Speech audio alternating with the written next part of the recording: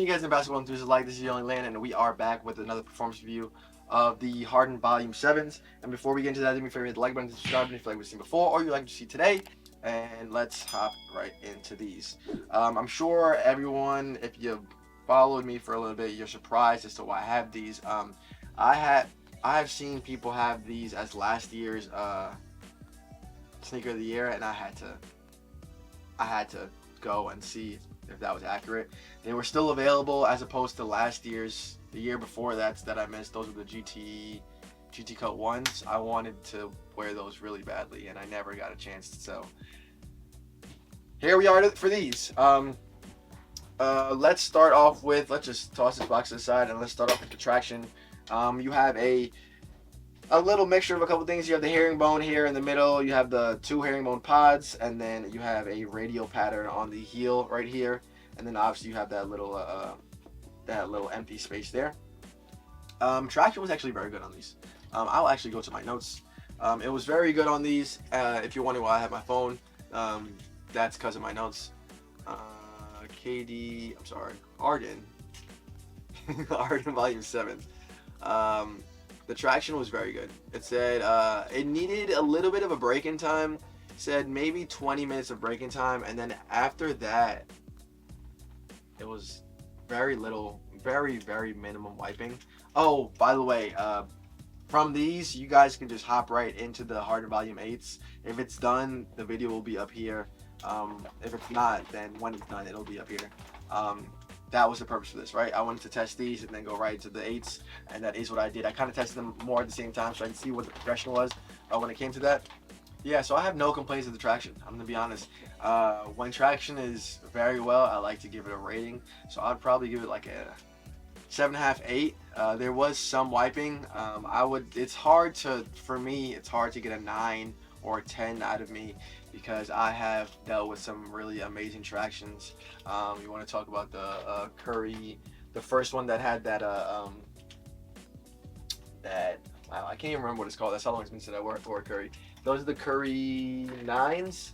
The Curry 9s had amazing traction. That was probably like a 9. On like a really great court, that was like a 9. I know some people didn't like the traction on those. The Kobe 8s, the Kobe 6s was very good.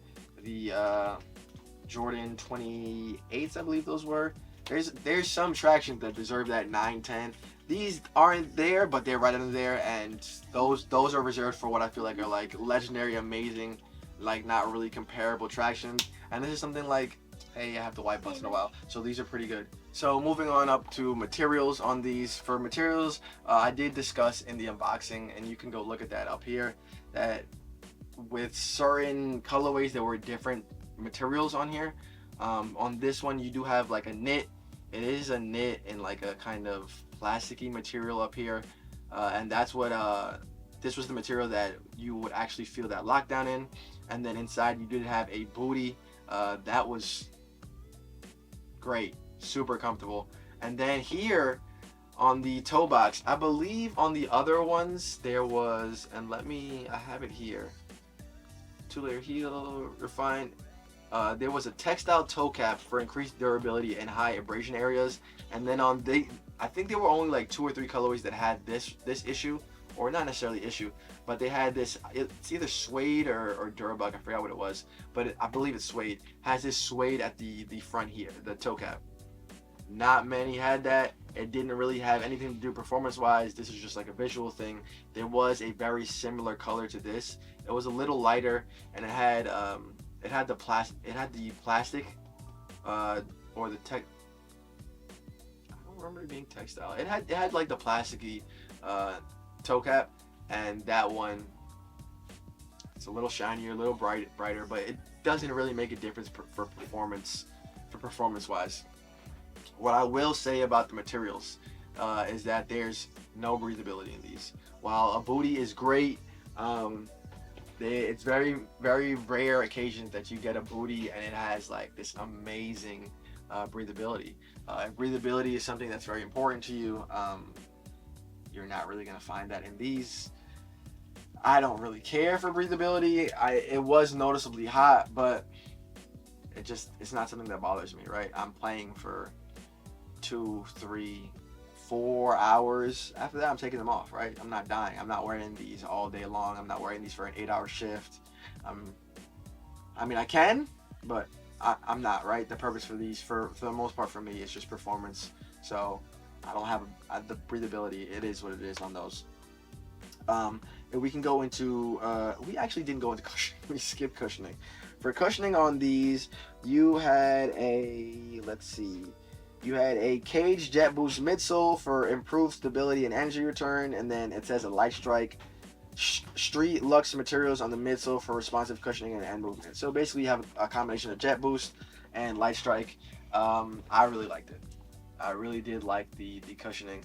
I do like what Adidas has been doing recently with the cushioning on their sneakers. So if you talk about these, you talk about the AE1s.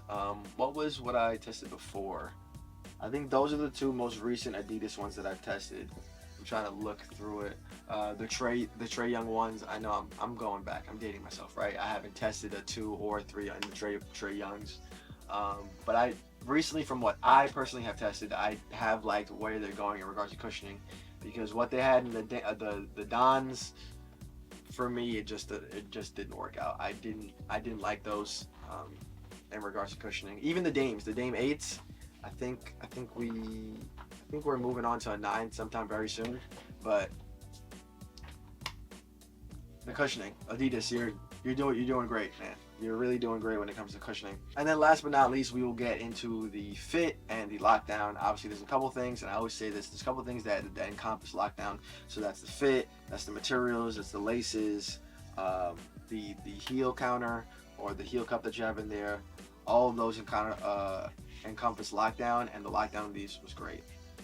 As opposed to some other things that I tested very recently, where you don't feel like you're getting locked down enough, and then you tighten them too tight, and then it causes like injuries or inflammation in your feet. I didn't have any of those issues with these at all. Lockdown was very great. Like I said, you're not gonna get any breathability, so you're gonna tighten these, and then all this is gonna latch up. All this right here is gonna latch up, and you're gonna look something like this, depending on how you tighten them. And there's gonna be very little air escaping from that. If that's gonna be a problem, then maybe these aren't for you. But I could see how someone could put these as top 3 for last year, right? For me personally, you know how I felt about the Sabrinas. You know how I felt about the Tatums, if you've seen that one, or those reviews. It's tough. I would say, and even the AEs, because I believe the AEs technically released last year, just late last year. I believe it was the AEs. It was the AEs that released late last year, and I think it was maybe the books, or I think it might have been the books. So there's competition. I'll tell you. But when we're talking about performance-wise sneakers now, everything that comes out is competing very well. There's very few sneakers that you're getting out there that are like really bad, and there is just a lot of performance sneakers out there. Especially if you're talking about the signatures, you're talking about the Tatums, you're talking about the AEs, the Sabrinas, the books, KDs, LeBrons, even Kobe's are technically still signatures. There's just a bunch of the Zions, the Giannis's. There's a bunch of signature sneakers out there. There's a lot of competition, right? Most of what I test, for the most part, is pretty good. When you see me kill a sneaker, I'll come on here and I'll tell you, hey, I'm killing it. I don't want to do it, but I'm doing it. But these perform very well. I don't usually give a number on like the sneaker, but I'd probably give these like a 7.5. Just because like the breathability is pretty freaking bad. I'm not gonna lie to you, it's pretty bad.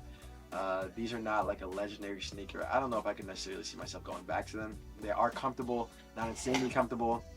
The traction does good, not insanely good. Material is not great. Lockdown is good. I would say lockdown is really good. For that puts me in like that 7.5, maybe even the 8, right? So we're at a 7.5, 8 right there. That's how I feel about these.